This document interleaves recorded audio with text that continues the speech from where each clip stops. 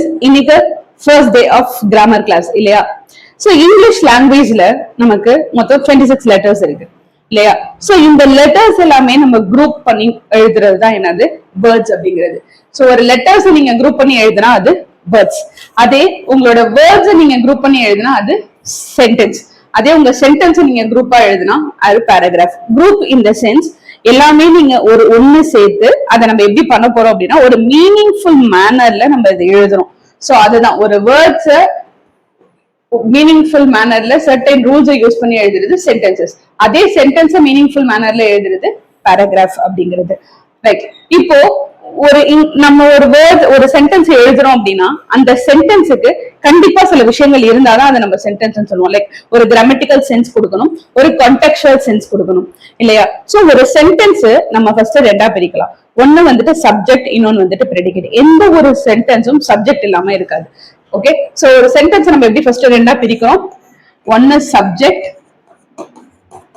இன்னொன்னு வந்துட்டு என்னது ப்ரெடிகேட்.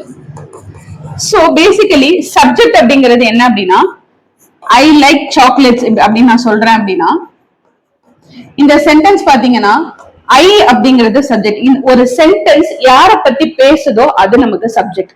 அதே பேலன்ஸ் இருக்கிறது எல்லாமே என்னது ப்ரெடிகேட். அது வேற எது இருந்தாலும் அது ப்ரெடிகேட். சோ இதுதான் பேசிக்கலா சென்டென்ஸ் ஸ்ட்ரக்சர். ஒன்னு சப்ஜெக்ட், இன்னொன்னு ப்ரெடிகேட். ரைட்.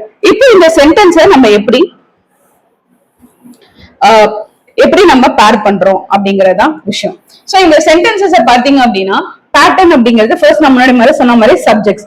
சப்ஜெக்ட் அப்படிங்கிறது உங்களுக்கு என்ன இருக்கலாம்னா நவுன் வந்துட்டு உங்களோட சப்ஜெக்டா இருக்கலாம், இல்ல ப்ரோனவுன் வந்துட்டு உங்களோட சப்ஜெக்டா இருக்கலாம்.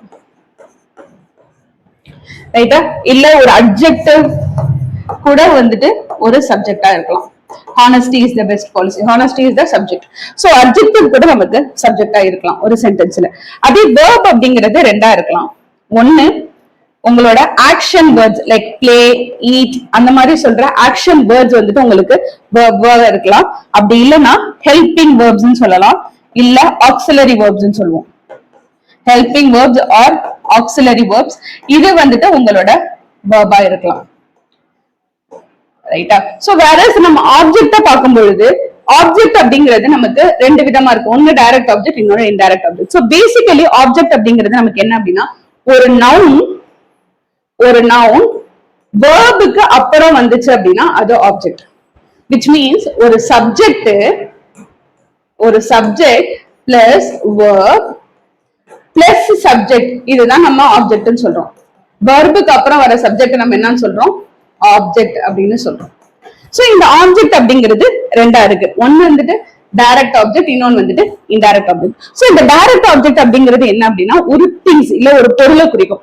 ஃபார் எக்ஸாம்பிள் உங்களோட ஒர்க் கிட்ட நீங்க என்ன அப்படிங்கிற கொஸ்டின் கேட்டீங்க அப்படின்னா அது டைரக்ட் ஆப்ஜெக்ட். அதே உங்க ஒர்க் கிட்ட யாரு அப்படிங்கிற கொஸ்டின் கேட்டீங்க அப்படின்னா அது இன்டைரக்ட் ஆப்ஜெக்ட். ரைட்டா? For example I gifted my friend a pen. So I அப்படிங்கிறது என்னது சப்ஜெக்ட், gift அப்படிங்கிறது இட்ஸ் an action. So அப்ப gift அப்படிங்கிறது என்னது verb. என்ன gift பண்ண? a pen. a pen அப்படிங்கிறது டைரக்ட் ஆப்ஜெக்ட். யாருக்கு gift பண்ண? my friend. அப்போ இது என்னது indirect object. Right? So அட்ஜென்ட் complement. அடுத்து அட்ஜென்ட் அப்படிங்கிறது என்ன, காம்ப்ளிமெண்ட் அப்படிங்கிறது என்ன, அதே மாதிரி சப்ஜெக்ட் verb என்ன அப்படிங்கறத நம்ம இன்னும் டீடைலா பார்க்க போறோம். To understand everything in a more detailed format, join our grammar class soon. You will also know everything.